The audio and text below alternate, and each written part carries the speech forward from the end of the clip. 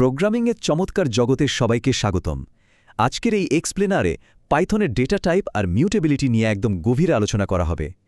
পাইথনে কাজ করার সময় ডেটা টাইপগুলো হলো অনেকটা একটা পাওয়ারফুল বিল্ডার্স টুলবক্সের মতো, যা দিয়ে যে কোনো ধরনের সফটওয়্যার আর্কিটেকচার খুব সহজেই দাঁড় করানো যায়।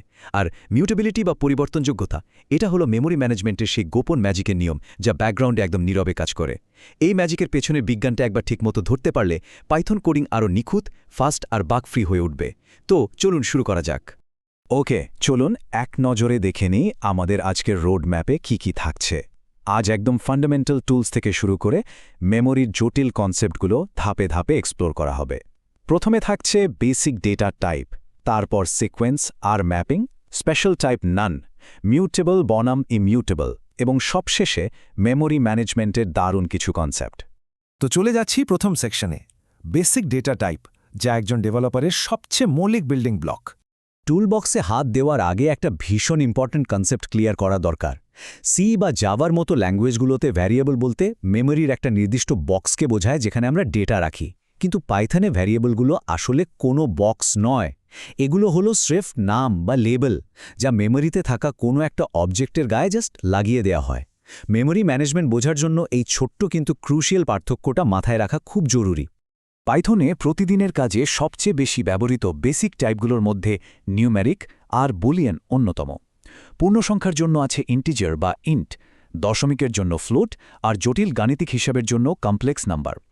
এর পাশাপাশি যে কোনো লজিক বা স্টেট বোঝানোর জন্য রয়েছে বুলিয়ান টাইপ, যার মান শুধুমাত্র ট্রু অথবা ফলস হতে পারে।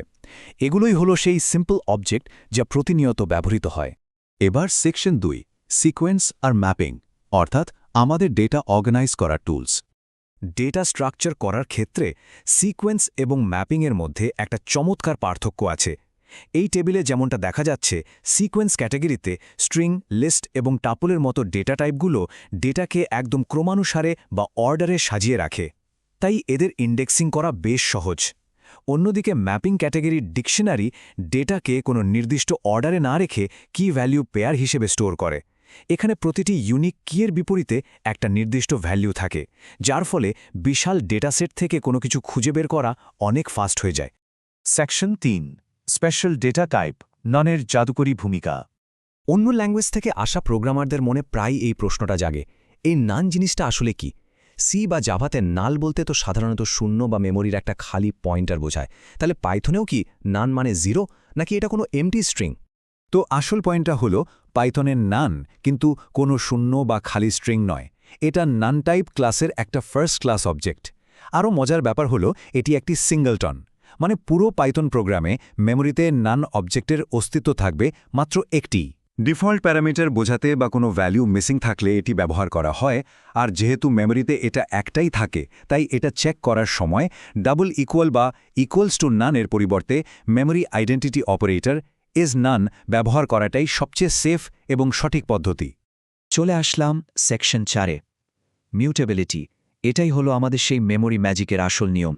পাইথনে অবজেক্টগুলোকে মেইনলি দুটো ভাগে ভাগ করা যায়। স্ক্রিনের বাম দিকে আছে ইমিউটেবল বা পরিবর্তন অযোগ্য অবজেক্ট, যেমন ইন্টিজার, ফ্লোট, স্ট্রিং আর টুপল। এরা বেশ কড়া নিয়মের মধ্যে থাকে। একবার মেমোরিতে তৈরি হয়ে গেলে কোনোভাবেই এদের আর মডিফাই করা যায় না। আর ডান দিকে আছে মিউটেবল বা পরিবর্তনযোগ্য অবজেক্ট, যেমন লিস্ট, ডিকশনারি এবং সেট। এরা খুবই ফ্লেক্সিবল। এই অবজেক্টগুলোর ভেতরে খুব সহজে নতুন ডেটা যুক্ত করা, মুছে ফেলা বা সাইজ পরিবর্তন করা যায়। ইমিউটেবিলিটির ব্যাপারটা কোডে দেখলে একদম পানির মতো পরিষ্কার হয়ে যাবে।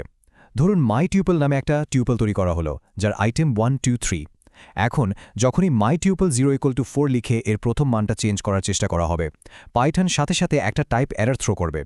এটা একেবারে হাতে কলমে প্রমাণ করে দেয় যে ইমিউটেবল অবজেক্টকে একবার গড়ার পর আর ভাঙ্গা বা বদলানো পসিবল নয়। আর এর ঠিক উল্টো দিকে মিউটেবল অবজেক্টগুলো কিভাবে কাজ করে সেটা একটু দেখা যাক। একটা লিস্ট, যেমন মাইলিস্ট ইকুয়াল 1, 2, 3 নেওয়া হলো। এখন mylist.append6 মেথড ব্যবহার করে নতুন একটা মান যুক্ত করলে কোডটা কিন্তু কোনো এরর ছাড়াই রান করবে। লিস্টটা মডিফাই হয়ে 1, 2, 3, 6 হয়ে যাবে, মানে লিস্ট তার আগের কাঠামো ঠিক রেখেই ডাইনামিকভাবে নতুন এলিমেন্ট গ্রহণ করতে পারে। এবার শেষ সেকশন 5 নম্বর, মেমোরি এবং আইডি। এখানেই জানা যাবে মেমোরি ম্যানেজমেন্টের ভেতরের গল্প।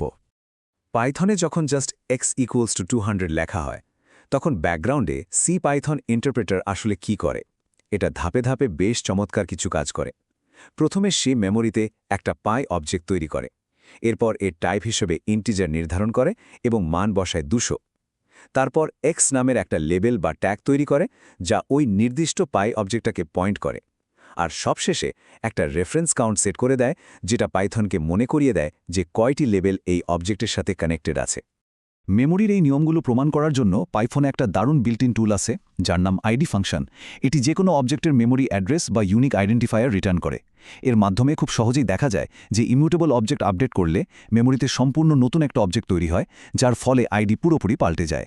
কিন্তু মিউটেবল অবজেক্ট আপডেট করলে মেমোরির একই ঠিকানাতেই পরিবর্তনটা হয়, তাই আইডি একদম অপরিবর্তিত থাকে।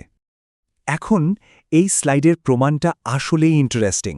বাম দিকে দেখুন, একটা স্ট্রিংয়ের মান যখন পরিবর্তন করা হচ্ছে, তখন পাইথন আগের অবজেক্টটা মডিফাই না করে মেমোরিতে সম্পূর্ণ নতুন একটা অবজেক্ট তৈরি করছে। কারণ স্ট্রিং তো ইমিউটেবল, তাই এর আইডি পরিবর্তন হয়ে যাচ্ছে। কিন্তু ডান দিকে দেখুন, একটা লিস্টে নতুন আইটেম যোগ করার পরও তার আইডি হুবহু একই আছে। লিস্ট মেমোরিতে নিজের জায়গা পরিবর্তন না করেই নতুন ডেটা অ্যাকোমোডেট করে নিতে পারে। মেমোরি ম্যানেজমেন্টের কথা আসলে অটোমেটিক গার্বেজ কালেকশনের কথা বলতেই হয়। মেমোরি থেকে লেবেলগুলো যখন মুছে ফেলা হয় বা ভেরিয়েবলের মান বদলায়, তখন পুরনো অবজেক্টগুলোর রেফারেন্স কাউন্ট আস্তে আস্তে কমতে থাকে। কাউন্ট কমতে কমতে যখন শূন্য হয়ে যায়, তখন পাইথন ব্যাকগ্রাউন্ডে নিজে থেকেই ওই অবজেক্টটিকে মেমোরি থেকে মুছে জায়গা খালি করে দেয়। একে ক্যাসকেডিং এফেক্টও বলা যায়। এর সবচেয়ে বড় সুবিধা হল সি বা C++-এর মতো ম্যানুয়ালি মেমোরি ক্লিন করার কোনো পেইন থাকে না। কোনো ওভারফ্লো এররের ঝুঁকি ছাড়াই মেমোরি অপটিমাইজ হয়ে যায়। মেমোরি আর মিউটেবিলিটির এত দারুণ সব মেকানিজম জানার পর চলুন একটা ছোট্ট ব্রেন টিজার দিয়ে শেষ করা যাক। আমরা জানি টুপল কঠোরভাবে ইমিউটেবল, কিন্তু একটু ভাবুন তো, যদি একটা টুপলের ভেতরে একটা লিস্ট রাখা থাকে, টুপলকে তো পরিবর্তন করা যাবে না, কিন্তু ভেতরের লিস্টটা তো মিউটেবল। তাহলে কি সেই লিস্টের আইটেম পরিবর্তন করা যাবে? উত্তরটা হলো হ্যাঁ, যাবে। কারণ টুপল শুধু তার ভেতরের লেবেলগুলোর মেমোরি রেফারেন্স ধরে রাখে। লিস্টের মেমোরি আইডি যেহেতু একই থাকে, তাই টুপলের নিয়মে কোনো বাধা না পড়েই লিস্টটা মডিফাই করা যায়। এই ছোট ছোট লজিক্যাল ম্যাজিকগুলোই পাইথনকে এত পাওয়ারফুল আর মজার করে তোলে। কিন্তু একবার ভাবুন তো, যদি সেই লিস্টের ভেতর আবার একটা টুপল থাকে, তখন কি হবে? পাইথনের এই অন্তহীন মেমোরি ম্যাজিক নিয়ে ভাবার জন্য প্রশ্নটা এখানেই রেখে দেওয়া হলো।